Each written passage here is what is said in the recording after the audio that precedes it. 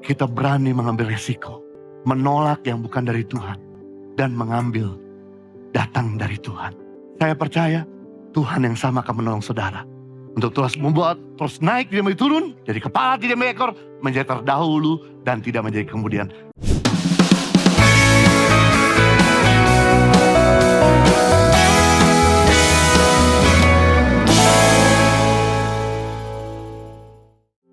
Yang terakhir, yang ketiga, bagaimana untuk kita bisa menemukan damai sejahtera ketika kita mengambil keputusan yang dari Tuhan.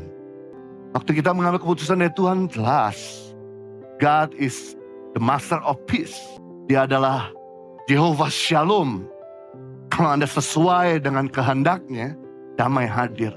Tapi begitu Anda ambil keputusan yang bukan dari Tuhan, damai hilang. Matius 6 ayat 33. Tetapi carilah dahulu kerajaan Allah dan kebenarannya, maka semuanya itu akan ditambahkan kepadamu. Firman Tuhan mengajarkan untuk kita mengutamakan kehendak Tuhan. Kehendak Anda baik, tapi kehendak Tuhan yang terbaik. Jadi kerajaan Allah adalah sebuah komunitas di mana orang-orang yang menomorduakan kepentingannya dan menomorsatukan kepentingan Tuhan. Ketika Anda menomorduakan kehendak Anda dan menomorsatukan kehendak Tuhan, Tuhan berjanji, damai akan ditambahkan, kesehatan akan ditambahkan, promosi, berkat akan ditambahkan. Sebaliknya, begitu Anda mulai menomorduakan kepentingan Tuhan dan menomorsatukan kepentingan kita sendiri, maka yang terjadi, damai mulai hilang. Segala sesuatu akan dikurangkan. Jadi kalau Anda ingin mendapatkan penambahan, tidak ada cara lain. Anda perlu untuk mengutamakan kehendak Tuhan. Dan suara Tuhan itu, indikatornya adalah peace. Saya ini jarang sekali mendapatkan suara Tuhan secara audible. Beda dengan istri saya. Dia sering kali mendapatkan suara Tuhan secara audible. Makanya biasanya di akhir tahun, selalu dia ambil waktu untuk berdoa, mencari kehendak Tuhan di sepanjang tahun yang baru. Atau kalau kita lagi pergi ke tanah perjanjian, khususnya di daerah Silo. Silo tempat di mana tahu perjanjian pernah ada, kemah suci pernah berada. Di mana ketika bangsa Israel baru masuk ke tanah perjanjian, baru meruntuhkan tembok Yeriko, lalu mereka bikin base camp pertama sebelum ada bait suci di Yerusalem, dia bikin di Silo. Jadi pernah ada tahun perjanjian 350 tahun. Tapi sempat dihancurkan sama orang Filistin. Dan tiap kali kami berdoa, istri saya dengar suara Tuhan di sana. Tapi beda dengan suaminya. Suaminya gak pernah dengar suara Tuhan secara audible. Tapi suaminya banyak dengar suara Tuhan lewat indikator peace, damai. Ada keyakinan, ada firman yang keluar. Sebagai contoh, istri saya sekolah Alkitab. Dia dinubuatkan sama pendeta. Dia lagi mau ambil hospitality.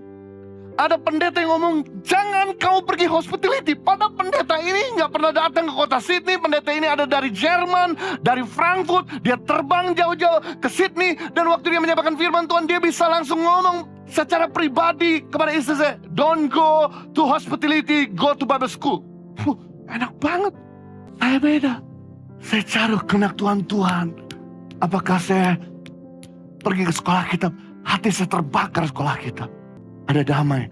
Dan kemudian saya minta konfirmasi agar ayah saya dan ibu saya bisa mensupport dan membiayakan sekolah Alkitab saya. Begitu ada damai. Dan kemudian saya konsultasi sama gembala sidang saya. Dia setuju.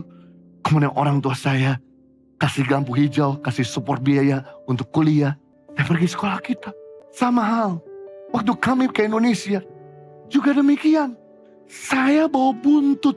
Saya ada istri dan anak-anak. Kalau saya ngambil salah keputusan, saya akan merugikan buntut saya. Jadi saya tanya sama Tuhan, apakah betul saya ini pulang Indonesia? Sekali lagi, indikatornya damai. Dan yang kedua, ada open door.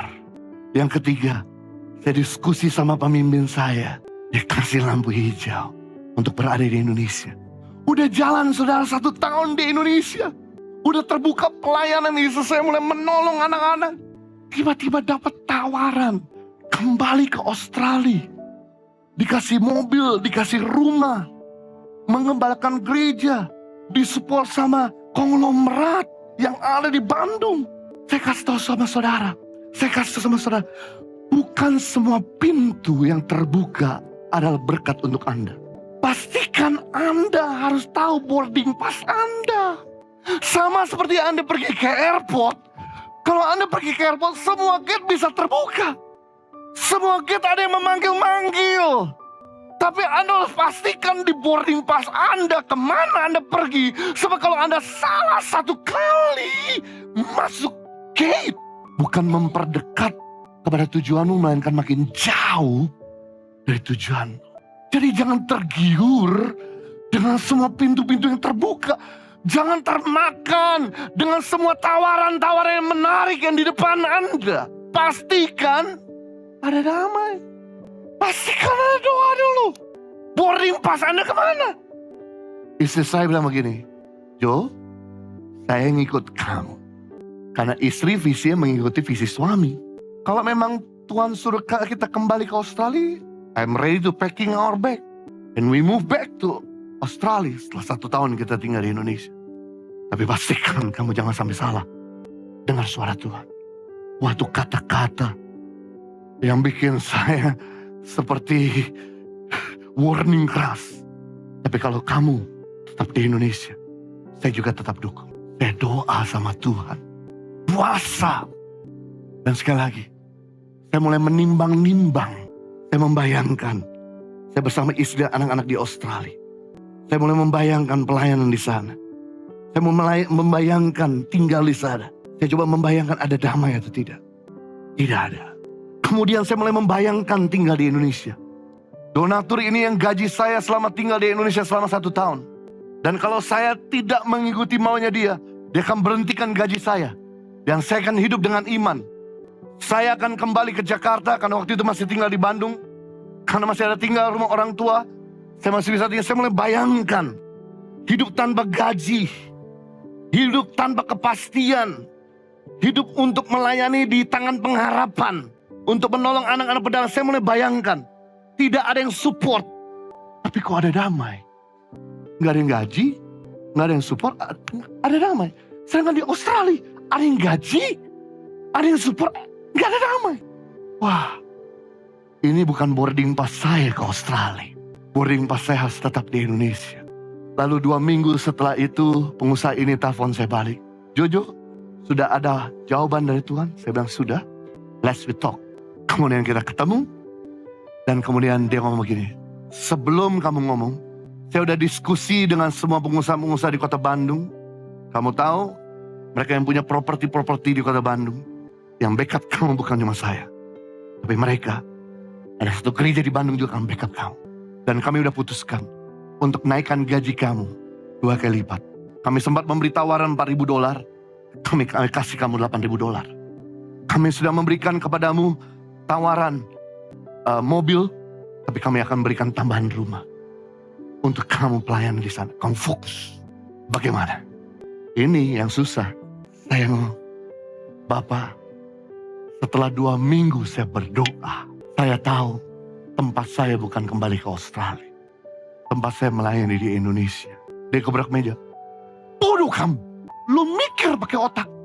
Kalau lu di Indonesia, siapa yang mau support kamu? Saya gak akan support kamu. Saya akan support kamu waktu kamu ke Australia. Dan ingat, orang menolong yayasan kamu. Orang menolong orang susah. Ada limitnya. Suatu kali orang jenuh untuk nolong kamu. Kamu pikir baik-baik. Pertimbangkan baik-baik. Australia, gaji ada, mobil ada, rumah ada. Di Indonesia, kamu gak disupport sama siapa-siapa. Kamu pikir baik-baik pakai otak yang logika.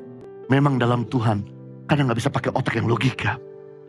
Pas pakai otaknya Tuhan. Karena rancangan kita beda rancangan Tuhan. Rencana kita, kehendak Tuhan berbeda sama kehendak Tuhan. Kemudian saya bilang, Pak, saya sudah berdoa. Buat apa saya terima tawaran Bapak dengan gaji besar, semua fasilitas. Tapi kemudian gereja yang saya gembalakan di sana gak maju. Akan bikin malu nama Bapak. Lebih baik saya terang-terangan sama Bapak. Kalau saya di Indonesia disertai Tuhan. Di Australia, walaupun saya mengembalakan gereja, tapi belum tentu kehendak Tuhan buat saya. Bapak nanti bikin malu lagi, udah support saya, udah pindahkan saya, dan kemudian saya nggak berhasil. Nanti Bapak marah-marah sama saya.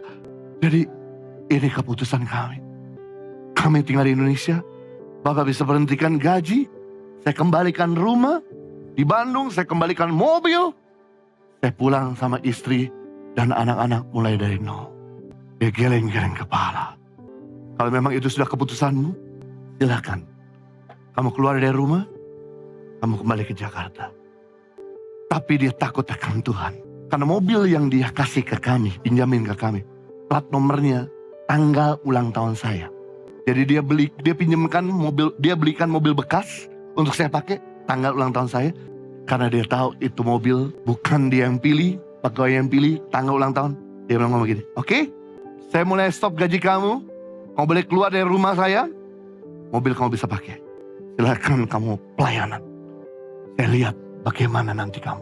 Puji Tuhan, karena damai sejahtera itu yang ditinggalkan Tuhan di dalam hati.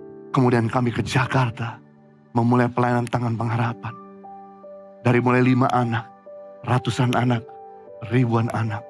Dan sekarang ini, buka gereja Impact Community Indonesia. Waktu kami ketemu dengan pengusaha itu, dia berkata begini, saya yang salah, kamu benar. Kalau udah Tuhan yang memilih kamu, gak ada seorang pun dapat menutupnya. Tuhan yang kasih visi, Tuhan yang urus. Saya percaya, kalau Tuhan bisa tolong kami dari nol, dari bawah, tanpa support seorang pun. Dan hari ini Anda bisa lihat, itu kenapa kita berani mengambil resiko. Menolak yang bukan dari Tuhan. Dan mengambil datang dari Tuhan. Saya percaya Tuhan yang sama akan menolong saudara. Untuk terus membuat, terus naik tidak menjadi turun. Jadi kepala tidak menjadi ekor. Menjadi terdahulu dan tidak menjadi kemudian. Ibadah Impact Community Indonesia menjadi 5 sesi. Ibadah jam 8 pagi, jam 10, jam 12 siang, jam 3 sore, dan jam 5 sore. Seluruh ibadah berlangsung on-site di Mall of Indonesia, lantai P3, Kelapa Gading, Jakarta Utara. Bagi jemaat yang ingin mengikuti secara online, ibadah live streaming dapat diikuti pada pukul 10 pagi waktu Indonesia Barat di YouTube Impact Community Indonesia.